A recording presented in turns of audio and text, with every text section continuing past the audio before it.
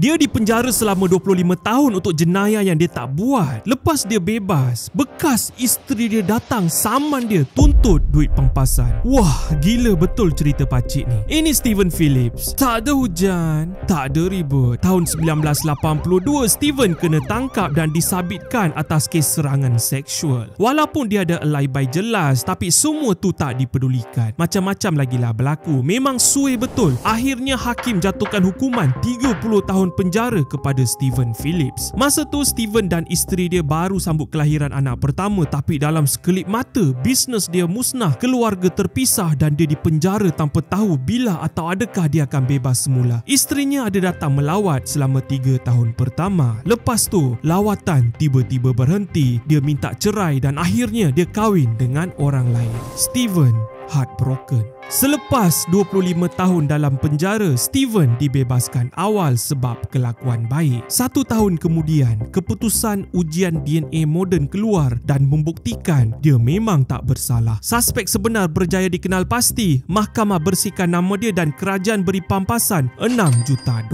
Steven terus jadi jutawan. Tapi tiba-tiba, bekas isterinya yang dah lama ceraikan dia muncul semula dan saman si Steven minta bahagian. Dulu dia hilang entah ke mana, nampak juta-juta terus. Hai abang, lama tak jumpa. Dan kau tahu tak, hakim terus bagi bekas isteri dia $150,000.